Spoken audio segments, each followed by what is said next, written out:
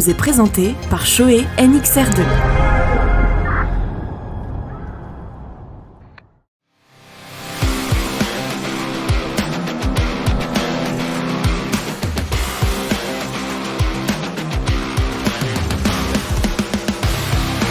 Petit roadster sportif 125, la Kiway RKF est de retour avec Euro 5. Après un premier essai bien vitaminé en 2018, sur les hauteurs de Marseille, c'est sur le même rythme que nous testons cette nouvelle orangette aujourd'hui, entre Sifour et Sanary, sur une petite route à virage qui lui va à merveille. Même si je suis sur une 125, c'est ma cam, ces petites bombinettes. Moi j'adore ça, les positions sportives. Et là j'avoue que je suis servi, en particulier au niveau des jambes. J'avais oublié ça, mais j'ai vraiment les jambes en arrière. J'ai limite l'impression d'être sur une super sport au niveau des jambes. Après pour le haut du corps, oh, ça va, c'est pas contraignant du tout. Mais bon, moi je suis un petit peu limite hein, avec mes 183 cm au garrot. C'est-à-dire que oui, je peux me coucher sur l'avant, mais j'ai pas trop de possibilités de recul sur la selle. Hauteur de selle à 770 mm, bon bah ça c'est accessible au plus grand nombre. Moi c'est pas vraiment confort hein, comme bombinette, vous vous en doutez. Et du coup bah forcément les suspensions sont à l'avenant avec quelque chose de plutôt rigide et rigoureux, mais elles servent parfaitement bien le côté dynamique de cette RKF 125, son côté joueur, ce qui m'amène à vous parler de son monocylindre, son petit moteur 125 cm3, plutôt super carré, hein, 54 et 54,5 au niveau de l'alésage course. C'est un simple arbre à cam en tête, bon c'est quand même un 4 soupape, avec 3 bougies au niveau de l'allumage, hein, histoire d'optimiser la combustion. Donc on peut dire quand même qu'il est assez moderne hein, cet Euro 5. Ah, god damn, il fait pas 15 chevaux. Bon, en même temps aujourd'hui avec Euro 5, elles sont plus beaucoup hein, les 125 et les scooters 125 à faire 15 chevaux. La vraie plage d'utilisation, elle se situe entre 6 et 9, où là on peut se marrer, s'offrir quelques belles excentricités. Avec ça on a 10 Nm de couple.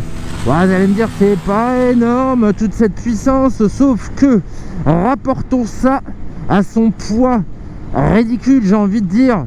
On est à peine au-dessus des 130 kg en ordre de marche. C'est vraiment léger. Et du coup, ça dynamise vraiment les sorties. On peut la mener vraiment sportivement, hein, cette petite meule. Il n'y a pas de souci. On adore ces 3 premiers rapports assez courts qui permettent justement de bien la lancer. Bon, après, par la suite, hein, les rapports supérieurs, eux, sont plus longs.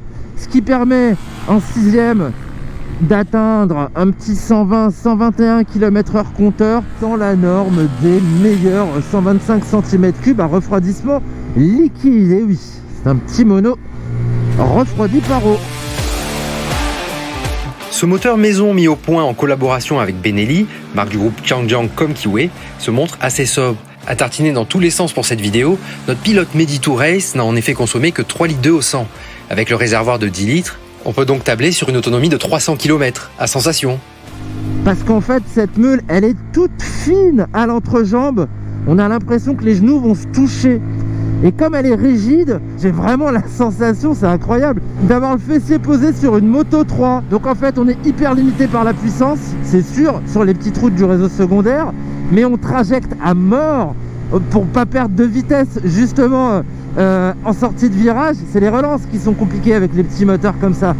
Mais du coup c'est super sympa parce que vraiment on a des trajets au cordeau hyper précises. Elles se placent vraiment au regard. La qualité des suspensions, la qualité des gommes aussi. Et pourtant c'est du CST dans ce petit cadre très sportif et dynamique. Je peux vraiment mettre de l'angle. Le maintien sur l'angle aussi pour une toute petite bécane comme ça, c'est assez incroyable. C'est marrant, ça me rappelle la Varese chez SWM. Vous la connaissez peut-être pas cette bécane. Je vous invite à aller voir la vidéo sur la chaîne. Elle aime bien, je contrôle bien en plus avec le frein à l'arrière. La pédale elle est accessible. On a un bon feeling au niveau du mordant, mais c'est un freinage couplé. Et moi ce qui me gêne là-dedans, c'est que du coup ça va forcément avoir une incidence sur la fourche.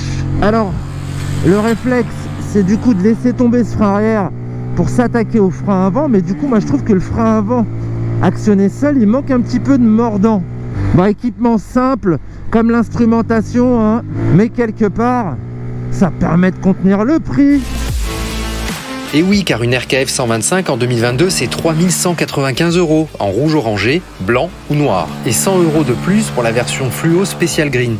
La concurrence européenne et japonaise ne peut donc rivaliser au niveau des prix, alors que les performances et le comportement de cette exotique sont parfaitement comparables. Un modèle à découvrir donc.